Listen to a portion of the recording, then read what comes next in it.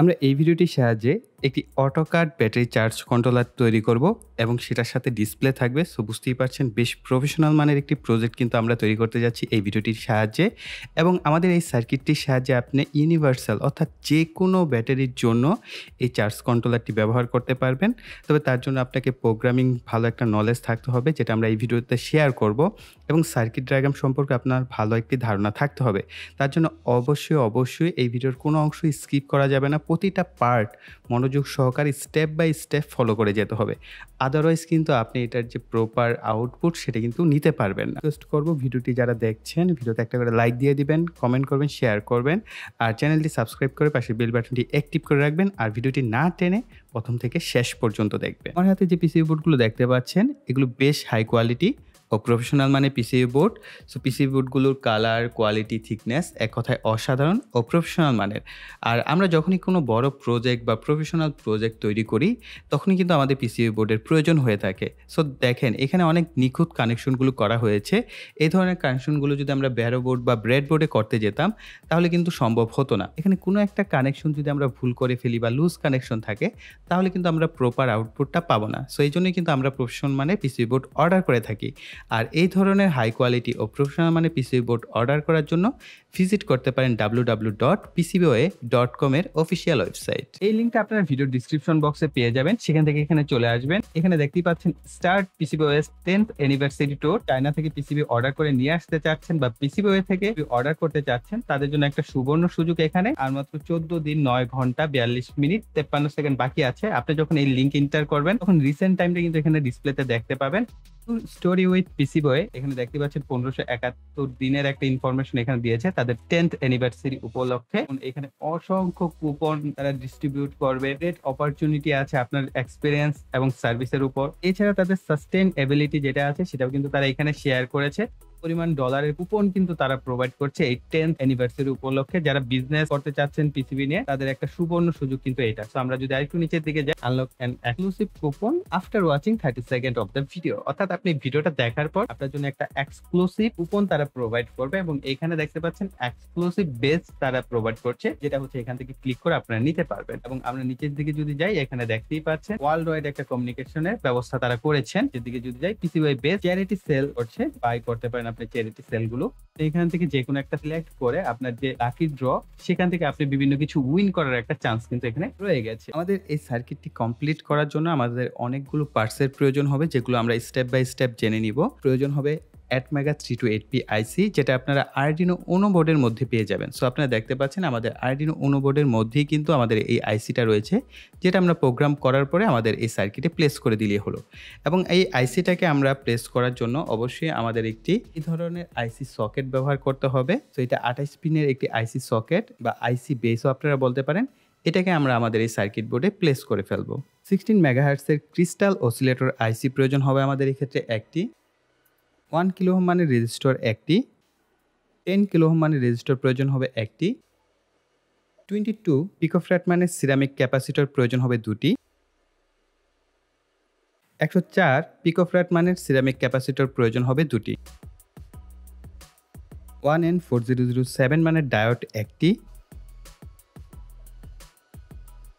এক্ষেত্রে আপনারা একটা ইলেকট্রোলাইট ক্যাপাসিটর ব্যবহার করবেন। আমি 100 মাইক্রোফ্যারাড 25 ভোল্টের একটি ক্যাপাসিটর ব্যবহার করছি, অথবা 47 মাইক্রোফ্যারাড 63 ভোল্টের ক্যাপাসিটর আপনারা এখানে ব্যবহার করতে পারেন। ডিসি সকেট ব্যবহার করব 12 ভোল্ট ইনপুট দেওয়ার জন্য। ডিসি 5 ভোল্ট রিলে ব্যবহার করব আমরা একটি। ইউএসবি টাইপ বি কানেক্টর একটি ব্যবহার করছি। সো আপনারা যারা কিনা চাচ্ছেন যে আপনার পাওয়ার ব্যাংক বা অন্য কোনো মাধ্যমে এটাকে পাওয়ার সাপ্লাই দিবেন অর্থাৎ 5 ভোল্টের, সো তখন আপনারা এটা ব্যবহার করবেন।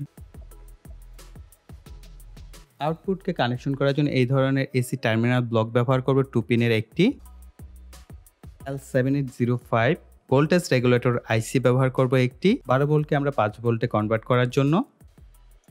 16x2 এলসিডি ডিসপ্লেকে কানেকশন করার জন্য এই ধরনের মেল টু ফিমেল কানেক্টর আমরা ব্যবহার করব। এই পোর্টগুলো কানেকশন করার ব্যবস্থা আছে, তাই আমরা এখানে এই পোর্টের জন্য মেল টু মেল, কানেক্টর ব্যবহার করব। অন্যান্য আরো বেশ কিছু পিন আছে যেগুলোকে আমরা এই ধরনের মেল টু মেল কানেক্টর দিয়ে এখানে কানেকশনগুলো করব। সো এখানে দেখতে পাচ্ছেন বেশ কিছু আইসির আউটপুট নেওয়ার ব্যবস্থা আছে, সেগুলোতে আমরা এগুলোকে কানেকশন করে দিব। BC547 মানের ট্রানজিস্টর প্রয়োজন হবে একটি। 103 মানের ভেরিয়েবল রেজিস্টর প্রয়োজন হবে আমাদের দুটি।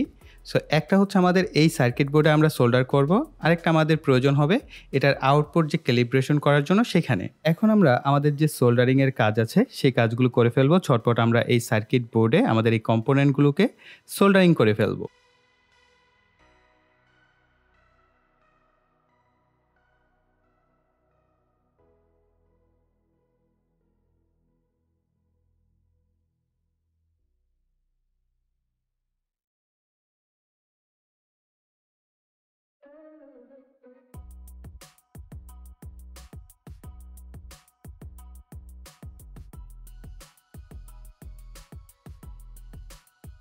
এইখানে আমাদের মূলত মূল সার্কিটের যে ডায়াগ্রামটা সেটা কিন্তু এখানেই দেওয়া আছে, অর্থাৎ আরডিনো থেকে আপনার ইনপুট আউটপুট কানেকশনগুলো কিভাবে নিবেন।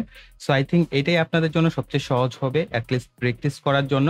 যখন আপনি এই কানেকশনটা প্রপারলি করতে পারবেন তখন কিন্তু আপনি চাইলে ভ্যারোবোর্ড, ব্রেডবোর্ড অথবা পিসিবি ডিজাইন করে নিতে পারেন, যেটা আমি নিজে নিয়েছি। তো এখানে দেখেন আমরা আরডিনো A0 পিন যেটা আছে সেখানে হচ্ছে আমরা রেফারেন্স ভোল্টেজ সেট আপ করা হয়েছে 5 ভোল্ট। সো 5 ভোল্ট আসলে আমরা এখানে ম্যাক্সিমাম 14.4 ভোল্ট দেখতে পাই, যেটা আমাদের এখানে মূল ভোল্টেজ, অর্থাৎ এটা আমাদের ব্যাটারির ভোল্টেজ। তো অবশ্যই খেয়াল রাখবেন আপনার ব্যাটারির ম্যাক্সিমাম চার্জিং ভোল্টেজ কত। অর্থাৎ আপনার ব্যাটারির ম্যাক্সিমাম চার্জিং ভোল্টেজ হচ্ছে 14 ভোল্ট, তাহলে এখানে আপনাকে 14 ভোল্ট সেট আপ করতে হবে, তাহলে আপনি অ্যাকুরেট ভ্যালুটা ডিসপ্লেতে দেখতে পাবেন, আদারওয়াইজ কিন্তু পাবেন না। আর এই ভেরিয়েবল রেজিস্টারের যদি আমরা মান কমাই তাহলে আমরা দেখতে পাবো আমাদের ডিসপ্লেতে সেই অনুপাতে কিন্তু এখানে মানটা কমবে। এই যে দেখেন মান কমছে, এবং 13.6 ভোল্টের আমরা হাই কাট দিয়েছি এবং লো কাট হচ্ছে 10.6 ভোল্ট। এই 13.6 ভোল্ট যখন ওভারটেক করে তখনই আমাদের ব্যাটারির চার্জিং এই ইয়েলোটা দিয়ে বোঝানো হচ্ছে, ইয়েলো কালার বাতি দিয়ে, এটা ব্যাটারি চার্জিং ইন্ডিকেটর। আর এখানে হচ্ছে রিলের ট্রিগারটা দেখেন, রিলের ট্রিগারটা কিন্তু এখন অ্যাডাপ্টার, এই যে রিলের যে অ্যানো পিন এটার সাথে আমরা কি করব, অ্যাডাপ্টারটাকে কানেকশন করে দেব। অ্যাডাপ্টার বা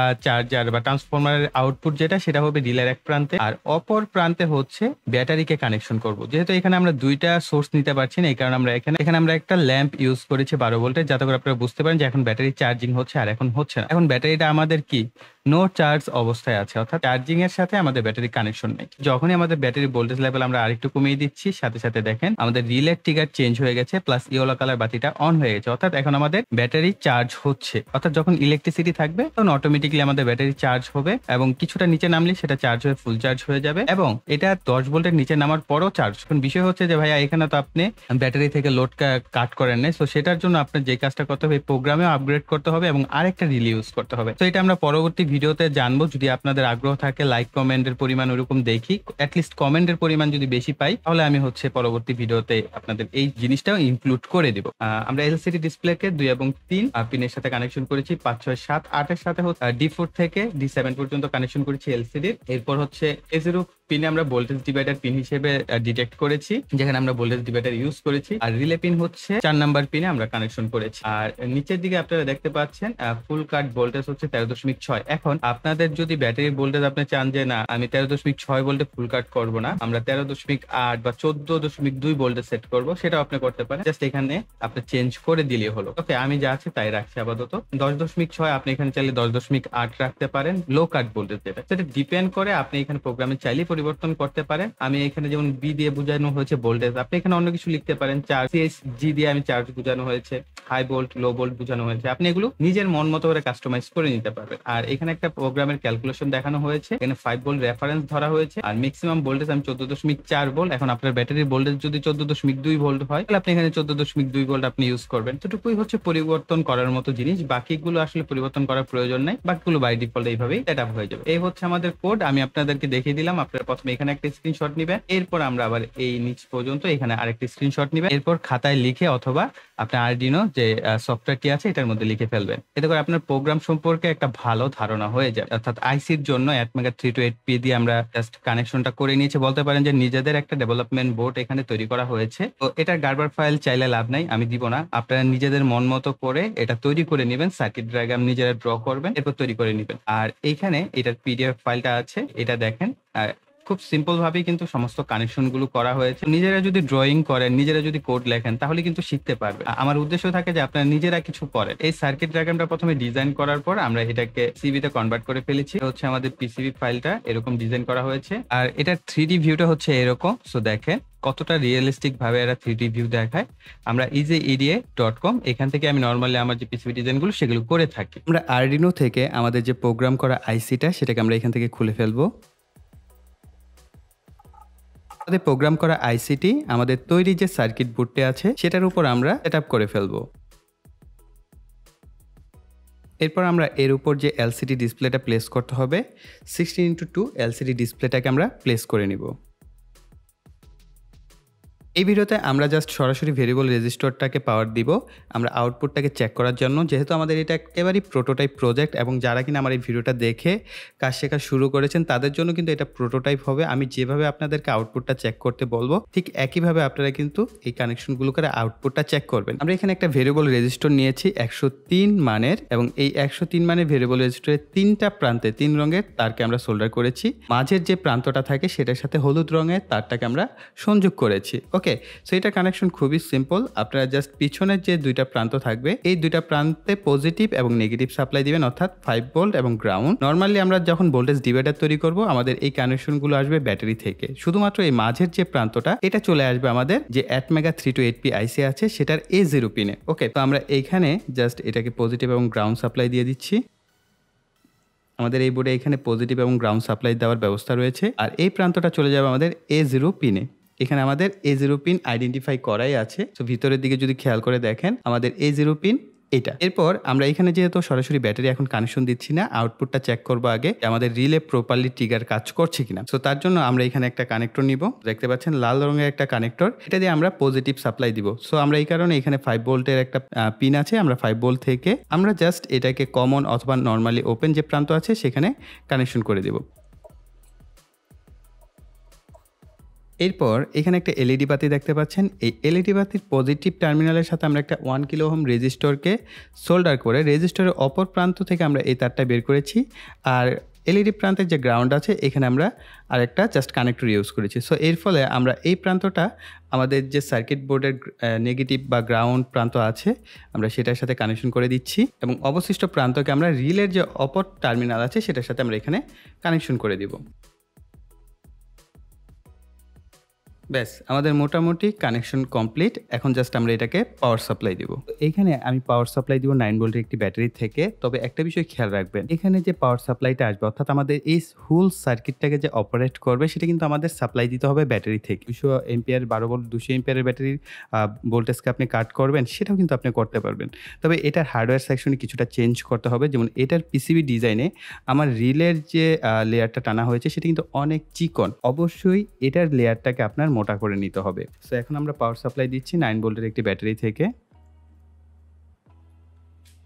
আপনারা এখন ডিসপ্লেতে যে লেখাগুলো সেটা ক্লিয়ার দেখতে পাচ্ছেন। সো এটা সরাসরি আরও ক্লিয়ার দেখা যায় যেহেতু এটা এলসিডি ডিসপ্লে, এবং ক্যামেরার মাধ্যমে যখন দেখানো হয় সেটা আসলে অতটা ক্লিয়ারভাবে দেখানো পসিবল হয় না। সো এখানে বি দিয়ে বোঝানো হয়েছে ব্যাটারির যে ভোল্টেজ লেভেল সেটা, অর্থাৎ আমাদের ব্যাটারির ভোল্টেজ 14.4 ভোল্ট আছে, অর্থাৎ ফুল চার্জ কন্ডিশনে আছে।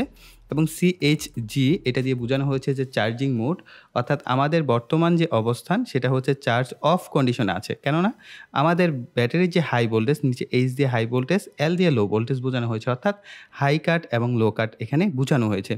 হাই কাট করা হয়েছে 13.6 ভোল্ট। এখন যদি আপনি আপনার প্রোগ্রামে এখানে আরও বেশি বাড়িয়ে দেন তাহলে এইখানে ভোল্টেজটা আপনি দেখতে পাবেন যে আপনার হাই কাট কত ভোল্টে হবে এবং লো কাট কত ভোল্টে হবে। সো আমরা হাই কাট দিয়েছি 13.6 ভোল্ট এবং লো কাট দিয়েছি 10.6 ভোল্ট। ওকে, আর যদি আপনি লিড অ্যাসিড ব্যাটারি ব্যবহার করেন এটা লিথিয়াম ব্যাটারির জন্য পারফেক্ট, বা আপনি লিথিয়াম ব্যাটারির জন্য আরও কম দিতে পারেন 12.6 বা 12.8 ভোল্ট দিতে পারেন। আর লিড অ্যাসিড ব্যাটারি কিন্তু 13.6 ভোল্টে ছোটো সাইজের সেগুলোকে কাট করা হয়। আর লিড অ্যাসিড বড় ব্যাটারির জন্য কিন্তু আপনার 14.2 ভোল্টে কাট করা হয় বা 14.4 ভোল্টে, আর লো করা হয় 10.8 ভোল্টে। আর যেহেতু আমরা ছোটো ব্যাটারি হিসাব করেছি সেক্ষেত্রে লো কাট করেছি 10.6 ভোল্ট। সো এটা ডিপেন্ড করে আপনি আসলে ব্যাটারিকে কিভাবে কাট করতে চাচ্ছেন সেটার উপর। ওকে, এই এলইডি বাতিটি জ্বলা মানে হচ্ছে আমাদের ব্যাটারিটি চার্জ হচ্ছে, আর যখন এটা বন্ধ থাকবে তখন আমাদের ব্যাটারিটি চার্জ অফ বা কাট অফ কন্ডিশনে থাকবে। ওকে, সো দেখা যাক আমরা এটাকে সেট করে নিচ্ছি একটু। আমাদের যে ভেরিয়েবল রেজিস্টরটা আছে এটাকে আমরা ধীরে ধীরে কমিয়ে এর ভোল্টেজ লেভেলটা কমাবো। 13.6 ভোল্টের নিচে নামার সাথে সাথে আমাদের এলইডি বাতিটা কিন্তু অন হয়ে গেছে। সো তার মানে হচ্ছে আমাদের ব্যাটারি চার্জিং শুরু হয়ে গেছে। অর্থাৎ আপনার ব্যাটারি চার্জ কিছুটা কমলেই কারেন্ট আসার সাথে সাথে সেটা আবার ফুল চার্জ হয়ে অটো কাট হয়ে যাবে। 10.6 ভোল্ট যে লো কাটটা, এটা কাকে করবে? লো কাট করতে হবে আপনার যে লোড বা ডিভাইস কানেক্ট থাকবে ব্যাটারির সাথে, সেটাকে লো কাট করতে হবে। যেহেতু আমাদের এটা চার্জ কন্ট্রোলার সার্কিট, সো এক্ষেত্রে কিন্তু লো কাটের কোনো কাজ নাই। তবে লো কাট ভোল্টেজটা দেখানো হয়েছে যেন আমরা এই ভোল্টেজে লো কাট করি। এখন আপনি যদি এই সার্কিটে আরেকটা জিনিস ইনক্লুড করেন, আরও একটা রিলে এখানে অ্যাড করেন, যেটার সাহায্যে আপনি লোডকে অন অফ কন্ট্রোল করতে পারবেন। যে যখনই কিনা আমাদের ব্যাটারির ভোল্টেজ 10.6 ভোল্টের নিচে চলে আসবে তখন আমাদের লোডটা ব্যাটারি থেকে ডিসকানেক্ট হয়ে যাবে। ওকে, সো সেই সেকশনটা কিন্তু আমরা এখানে অ্যাড করি নাই, যার ফলে কিন্তু আমাদের লো কাটে কোনো কিছু দেখাবে না। সো আমি দেখাচ্ছি, যখনই আমাদের ব্যাটারির ভোল্টেজটা ধীরে ধীরে কমাবো আমাদের বাতি জ্বলে উঠেছে, ঠিক আছে? এবং যখন কিনা আমাদের এই ব্যাটারির ভোল্টেজ বাড়তে বাড়তে অর্থাৎ 13.6 ভোল্টের উপরে উঠবে, তখনই কিন্তু দেখেন এই যে আমাদের চার্জ কন্ট্রোলার একদম 13.6 থেকে 7 যাওয়ার সাথে সাথেই বন্ধ হয়ে যাবে। আর যখনই কিনা আবার ব্যাটারি লো হয়ে যাবে আমাদের কিন্তু ব্যাটারি চার্জিং শুরু হয়ে যাবে। অর্থাৎ ইলেকট্রিসিটি থাকাকালীন কিন্তু এই কন্ডিশনগুলো আমাদের কাজ করছে, কেননা এটা একটা চার্জ কন্ট্রোলার, এটা মাথায় রাখতে হবে। এটার মধ্যে আমি আরেকটা কন্ডিশন অ্যাড করতে পারতাম যে 10.6 ভোল্টের নিচে থাকলে ব্যাটারি চার্জ করবে না। তো সেই ক্ষেত্রে কিন্তু আমাদের একটা সমস্যা তৈরি হতো। সো অনেক ক্ষেত্রে এরকম হতে পারে আমরা পুরোপুরি চার্জ কন্ট্রোলার এখানে অ্যাড করি নাই, অর্থাৎ আমাদের যে লোডকে ডিসকানেক্ট করার অপশন নেই। সেক্ষেত্রে কী হবে, ব্যাটারি যখন এই ভোল্টেজের নিচে চলে যাবে আমাদের চার্জ কন্ট্রোলার কাজ করবে না।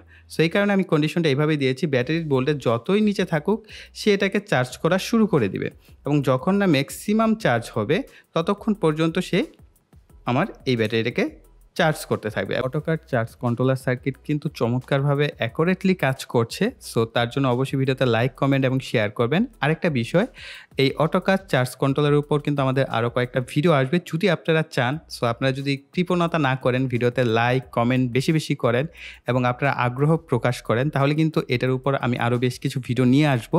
অর্থাৎ আইপিএস সেকশনের ছোটো ছোটো কিছু অংশ নিয়ে আমরা কাজ করব। ধরেন এটা নিয়ে আমরা আইপিএসের যে অটোকাট সার্কিট এটা কাজ করলাম, এটাকে আরেকটু ডেভেলপমেন্ট করে আমরা কিন্তু এর পাশে আমরা যে লোডের যে কাট অফটা সেটাও আমরা অ্যাড করলাম। সো আমরা যদি ধীরে ধীরে শিখি তাহলে কিন্তু আমরা বিষয়গুলো প্রপারলি শিখতে পারবো। আর যারা কিনা এই চ্যানেলটি এখনও সাবস্ক্রাইব করেনি তারা ভাই অনেক কিছু মিস করছেন, তারা অবশ্যই এই চ্যানেলটিকে সাবস্ক্রাইব করে পাশে বেল বাটনটি অ্যাক্টিভ করে রাখবেন পরবর্তী ভিডিওর নোটিফিকেশন পাওয়ার জন্য। সো এই বলে এখানে বিদায় নিব। সকলে ভালো থাকবেন, সুস্থ থাকবেন, টাটা।